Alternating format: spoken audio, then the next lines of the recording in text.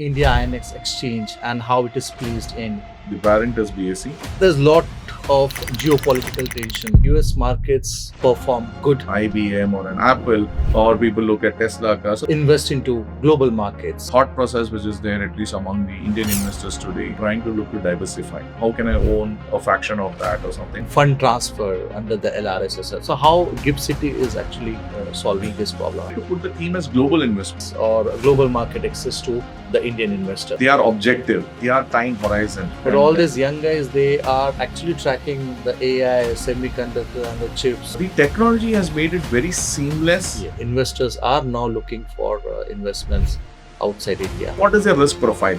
What is their risk appetite? One piece of advice to a 25-year-old investor. So somebody who is new to the capital markets, I think so the best way to try and go two ways.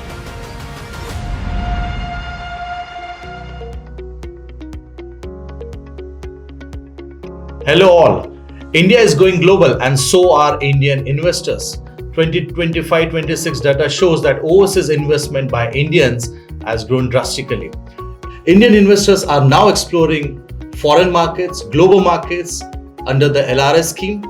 Welcome to Unboxing GIFT City, our podcast where we discuss events, news, products and what's happening there in GIFT City, Gandhinagar, Gujarat.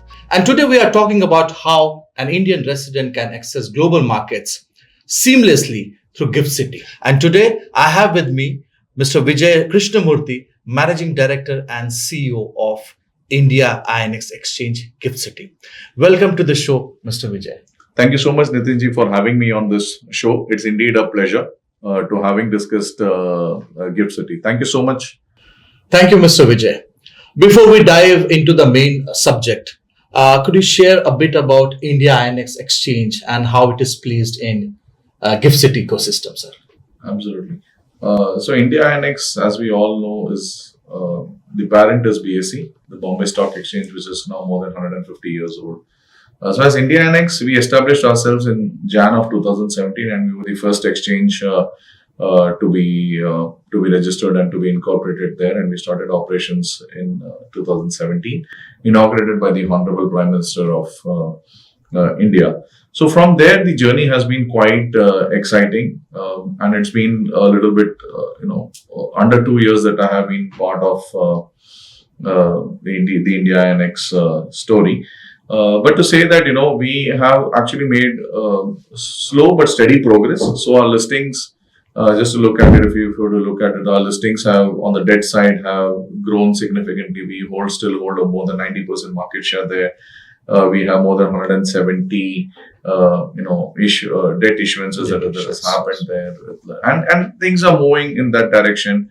Plus, in 2018, we have our own 100% subsidiary that is operating since 2018, which is the INX Global Access, or India INX Global Access, as India INX G, as we would call it. So, with the recent gap surplus, that's also doing extremely well. We are also soon seeing some offshoots on the on the equity listing. So that's also something which is going to be there. And as an exchange as well, we see a lot more exciting products that we are envisaging to launch. Hopefully in this, we are working towards launching some of this in the current financial year. So that will also see a lot more traction in that direction. Thank you, sir. There's a lot of geopolitical tension we are witnessing as of now because of the Middle East crisis and all.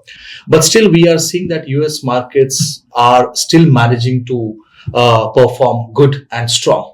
So do you think that the Indian retail investors who want to, say, invest into global markets, they should now try out the investments into US stocks, US ETFs through the platforms that are provided, that are there available in GIFT City, sir? See, absolutely. I think so. Geopolitical tensions in the last 2 to 3 years has been, quite prevalent, and there have been a lot of headwinds because of that. But having said that, the investment thought process which is there, at least among the Indian investors today, is they are trying to look to diversify. Exactly. And because some of the US stocks names are quite popular and quite prevalent, and some of them are used in our day-to-day life.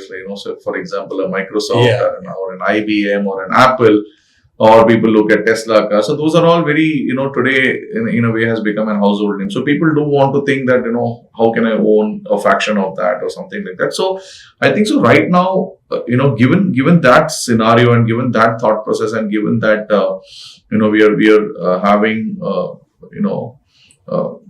younger investors, or I would say, people who have just started working, also looking to see how they can invest and grow their wealth. So I think it's a good opportune time for them to really look at some of these markets, because everything is enabled through technology. So, Yes. so definitely, but I would also like to say that I would like to put the theme as global investments. I would not want somebody to restrict themselves to a US market, but there's a lot of avenues globally as well, Yes. right? So they could, that's a theme that I would actually put it forward to if you were to ask me. Yeah. Right. So you mean to say that the new generation of investors, they are trying out this new space, which is global markets, See, honestly speaking, I do or not it's have. a mix of Yeah, I do not have the investor profile with me as to which is the kind of investor, the age group which is trying to look at it. But all I can say is the technology has made it very seamless yes. for any kind of investor who's looking to really, invest and diversify their portfolio and see, what are those various asset classes and various geographical diversifications that I could have on my portfolio. So it could be people who are a young working class, it could be some middle-aged people, or it could be somebody who is in their stage wherein they are planning to maybe send their kids abroad for study. So they can create a USD they are trying to create an USD based asset. So it could be a mix of everything. Given that this investor profile data is very limited. Yes. We may not really be able to attribute as to which, but yes, that is in my view, having spoken to multiple market participants, it's going to be a mix, right? It's going to be a mix where people are looking for various purposes to go and invest in global markets. So there are some clear benefits of investing globally. One is, you rightly said, that diversification. Second is getting benefit of the currency appreciation also for Absolutely. Indian investors. And third could be that they can now get exposure to some AI themes, semiconductor themes, and then the new technology themes also. So all this is making sense. So what could be the percentage of, say, allocation that an investor should do in global markets as per your view? See, that actually the risk profile of each individual is very different, right? So to specify a particular asset allocation to a particular asset class or diversification into a global stock is very, to comment on that or put a number to that may not be a right thing to do. Because what I would just want to say is that it is basically each one needs to do based on their risk profiling, their objective, their time horizon, as to what is the time horizon that they're looking for, what is the objective with which they are going global and investing, and what is their risk profile, what is their risk appetite. So each one, it would be very different and very, they can actually, work out with their own self or with. The technology has made it very seamless for any kind of investor who's looking to really, invest and diversify their portfolio and see, what are those various asset classes and various geographical diversifications that I could have on my portfolio. So it could be people who are a young working class, it could be some middle-aged people, or it could be somebody who is in their stage wherein they are planning to maybe send their kids abroad for study. So they can create a USD they are trying to create an USD based asset. So it could be a mix of everything. Given that this investor profile data is very limited. We may not really be able to attribute as to which, but yes, that is in my view, having spoken to multiple market participants, it's going to be a mix, right? It's going to be a mix where people are looking for various purposes to go and invest in global markets. Each one needs to do based on their risk profiling, their objective, their time horizon, as to what is the time horizon that they're looking for, what is the objective with which they are going global and investing, and what is their risk profile, what is their risk appetite. So each one, it would be very different and very, they can actually work out with their own self or with some advisor who's well aware of that, because I think so there are many RIs within India itself now who are doing research, and they are also into advisory business. So I think so they should take the right advice, or they should do it themselves with the right risk profiling, and then allocate whatever portion of they want to do it globally. But it is very clear that people are now looking to go global. As you rightly mentioned, one of the very key reasons being currency hedge. Right, currency hedge, and what are the various objectives with which one wants to go.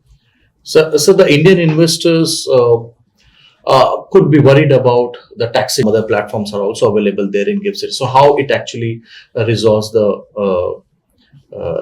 problems, if I could use this word, sir. See, I would not define this a problem.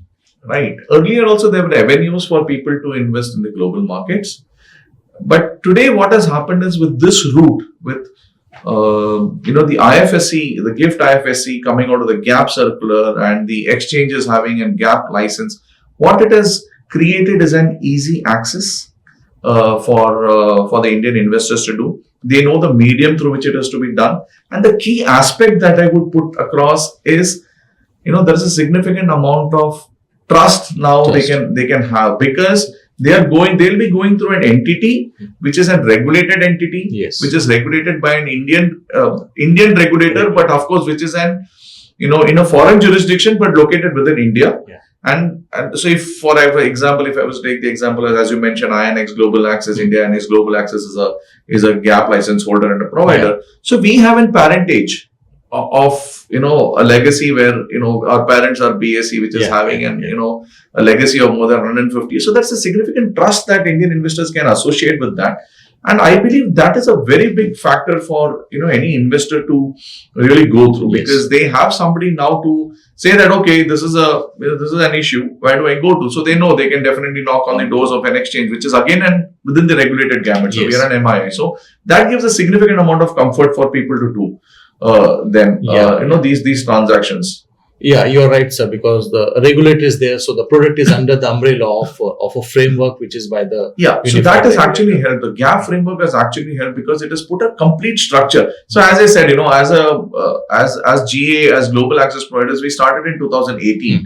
And we did tie up with multiple international brokers. We were giving these, opportunities to trade in more than 150 stock exchanges across 33 countries in about 25 odd currencies. We were doing that. So since 2018, we were doing that, and we've been doing well, and it's been doing slowly and steadily.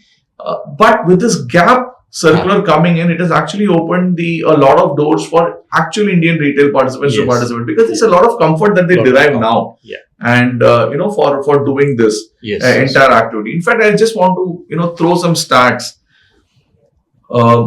After the GAP circular came in, actually the number of client onboarding or the number of clients that got registered has gone up 10x. Okay. So I would just say in Q3, I guess we onboarded about 500 odd clients. In Q2, that was the start. Yeah, that was the start. So in Q2 again 500, Q3 again 500. In Q4, it's gone close to about, to be exact, it's some 4,800, but I would just close to 5,000. So you would see the effects. So in November, we got the GAP license. November or December, we got the GAP license.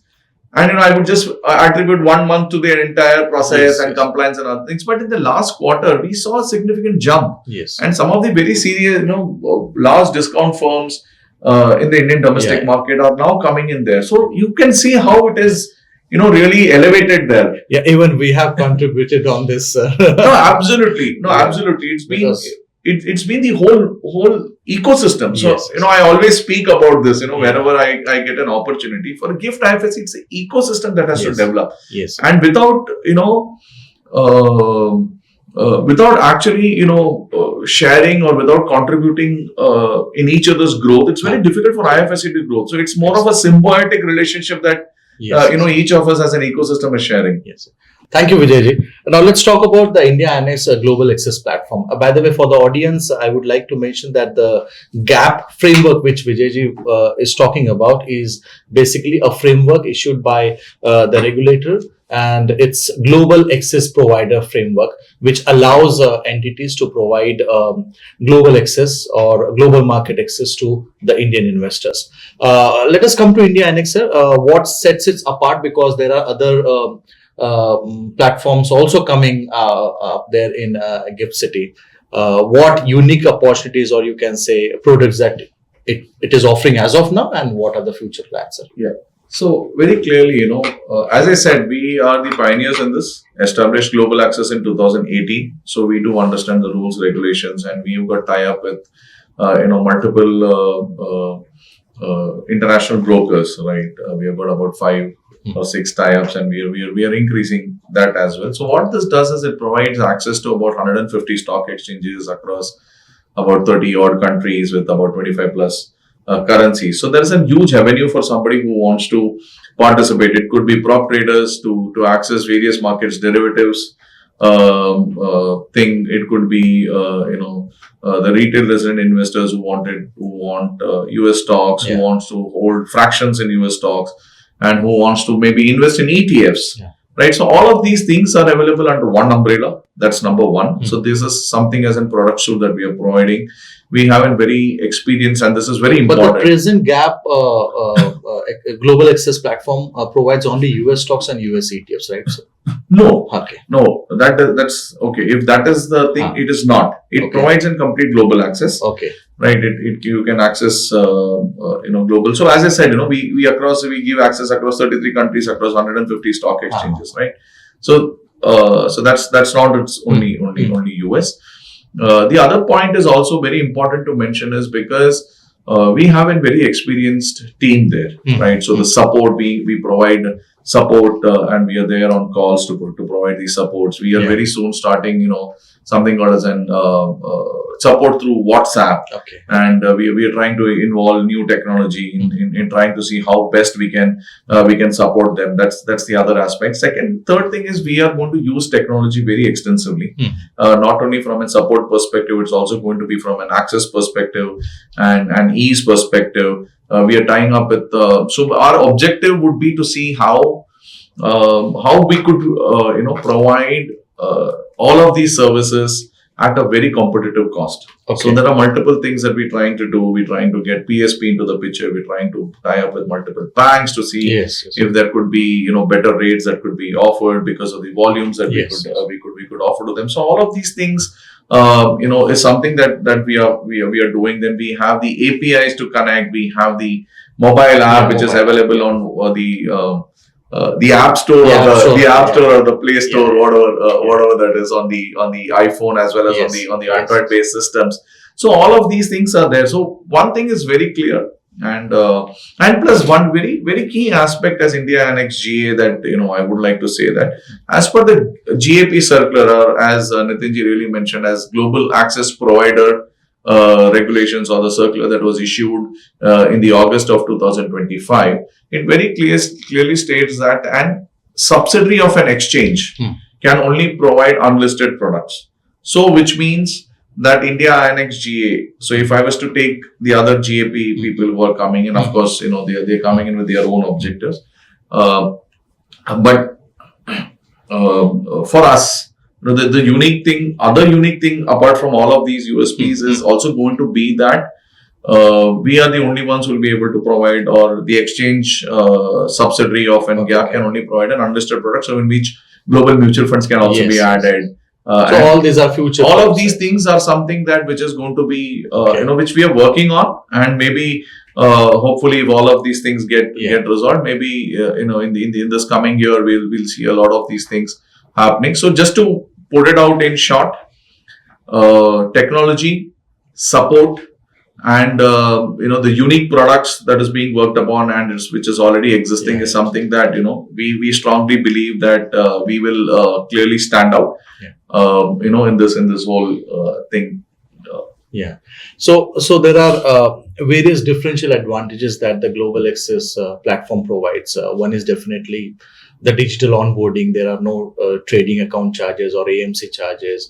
The fund transfer is very easy through the banking arrangements that the platform has, and all these and the platform is also available, and rightly said by Vijayji that it is available on the Google Play Store, Android Store, as well as Apple Store. So you can download it and you can in minutes you can open your account, trading account. You can transfer funds digitally, and you can access the all the global markets. So Vijay, one last question. Now, if you had one piece of advice to a 25-year-old investor who is new to the investments, what it would be? I mean, for an investor who is looking for global investments. Okay. So considering that they are young people, and if possibly we are a little a little old school of thought. So somebody who is new to the capital markets, I think so the best way to try and go is through two ways. One is the mutual fund route or the ETF route. Yeah. Right, rather than directly plunge yourself into the individual stocks, because all of these are professionally managed, and they can help you. And then as and when people start understanding the markets, then they may take bets on on individual stock. But if I were a 25-year-old person who's entering into a new market, so for me, I would possibly explore the mutual fund route or the ETF route to begin with. But all these young guys, they are actually tracking the AI, semiconductor, and the chips, etc., industries. And now, since they have access to all these stocks, they are inclined towards. We are seeing this. I mean, we are seeing this happening, that investors are now looking for investments outside India. No, that's absolutely, and perfectly fine. I think so. They are, and if I was to say, if I was to compare, when we were that age and what is today, things have changed significantly. There's significant amount of information available.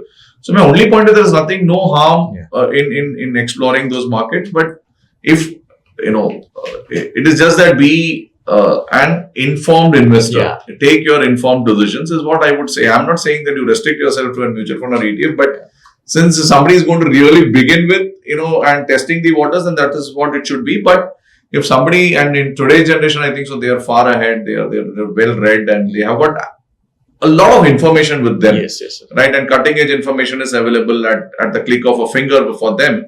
So for such a cases, take informed decisions. That's all. You're very rightly said, sir. So for someone listening to this podcast, and if you want to start your global investment journey, thank you, Vijayji. Thank you very much for your time. It was indeed a pleasure to have insights from you, sir. And to all our listeners, if you are ready to kickstart your global investment journey, you can download Anand Rathi Global Access platform from the Google Android Store as well as App Store, and you can start your global investment journey.